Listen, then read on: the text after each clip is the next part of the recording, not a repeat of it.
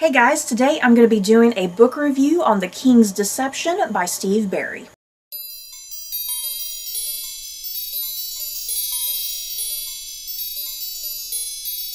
The King's Deception is book 8 in Steve Berry's thrilling Cotton Malone series. In this installment, Cotton Malone is escorting a teenage fugitive back to England.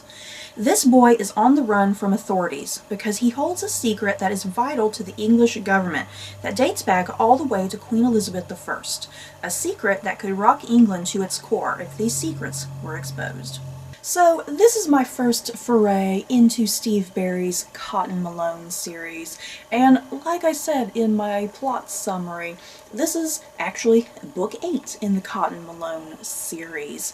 And I found it very easy to get into. Books like this, you know, kind of mystery thrillers, contemporary thrillers, whatever, a lot of times books like this, even if there's a lot of books in the series, you can usually kind of just jump right in whenever the hell you want to.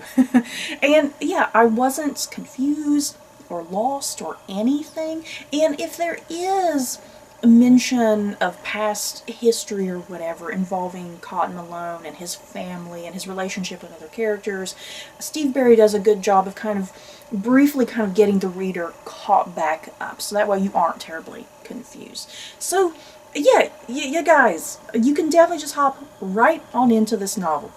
Absolutely no problem doing that. And yeah, the reason why this is my first Cotton Malone book, mostly just because I was a fan of what the premise was, because it has something to do with the Tudors and Queen Elizabeth I. So, of course, me being a lover of the Tudors and Queen Elizabeth I, I just immediately gravitated toward that and picked it up. So, yeah, depending on you as a reader, you may want to pick up another book in this series. That may be your first book.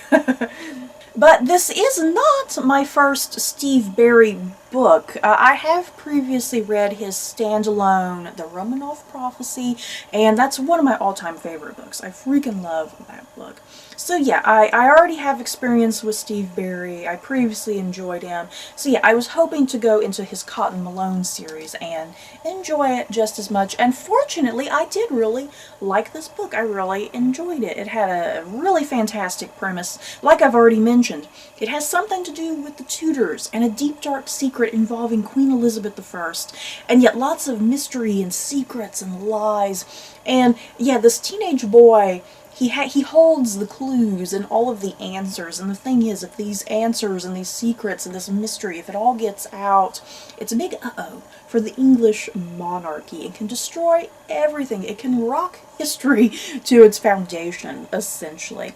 So yeah, of course, I was absolutely captivated by that premise. Obviously, I'm not going to spoil anything for you guys. And that's kind of as much detail as I can give you, because it's definitely best to go into this book having absolutely no idea what you're expecting. And once the big mystery is revealed, it is definitely very thought-provoking, that's for sure, because I kept wondering, very interesting, well done, Steve Berry. Because yeah, he kind of weaves together certain things, and you're kind of sitting there going, what if? And that's the point of a good novel like this, is to allow the reader to wonder what if, and you know, think and contemplate about the possibilities. So like I keep saying, this is my first Cotton Malone novel. Cotton Malone, the character himself, I liked him as a character. He was a really great protagonist. He's kind of just an average dude, if you will. There's really nothing remarkable or special about him, but he's an all-around good guy. But like any good protagonist in this type of genre, there are demons that lurk under the surface, a little bit of darkness, and Cotton Malone is willing to do what's necessary, especially when his son becomes involved in a lot of the events going on. even though I did like Cotton Malone as a character, unfortunately he is a bit generic. I mean, that's kind of what you're going to get with a novel like this. You do have, not only is the protagonist generic, but I mean even the antagonist and supporting characters are a little bit generic. But yeah, you're not really reading this type of book for the characters, you know what I mean? You're reading for the thrill and the action and the mystery more than anything. And though I do say that I enjoyed this book, there was something about the book that did feel a little lackluster in places, a little generic, but I am curious to read, especially the earlier books in this particular series. I definitely want to try to go back to the very beginning. Like I said, this is book 8 in this series. I definitely want to go back to some of the earlier books, and yeah, maybe some of those are a bit more exciting, not as lackluster, but yeah, I seriously did like this book. I don't want it to come across that I disliked it and it was horrible. Yeah, I think it was just a little lackluster in places, a little generic, like I keep saying.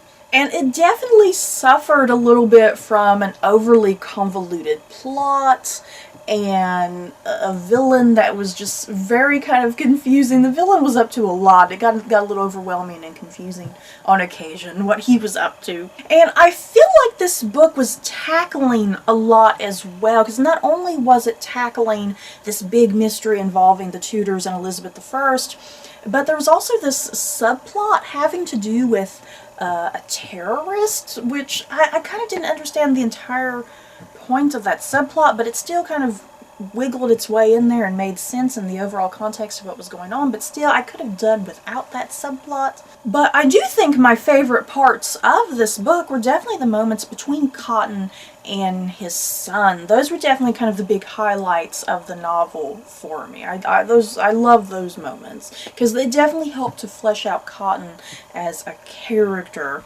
So overall, I did enjoy this book. It was fun and exciting, definitely very thought-provoking, and I definitely intend on continuing with the series. I would like to pick up some other random books, see how they go.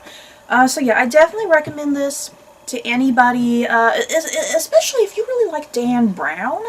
For instance, Steve Berry definitely has that whole sort of vibe going on, very much like Dan Brown, you know, having a contemporary mystery thriller, but there's a bit of history kind of thrown in there, if you will. So if you like that sort of thing, you know, a mystery with historical elements thrown in, a sort of treasure hunt thing going on, I think you'll definitely really enjoy the Cotton Malone series, especially this one. So that's it for this book review. In the comments below, have you guys read Steve Berry's Cotton Malone series? Have you read some of Steve Berry's standalone books? But yeah, do you plan on picking up his books in the future, or have you already? Just let me know your thoughts down below, and don't forget to like, comment, and subscribe. And if you like this video, you may like these other videos. Bye guys.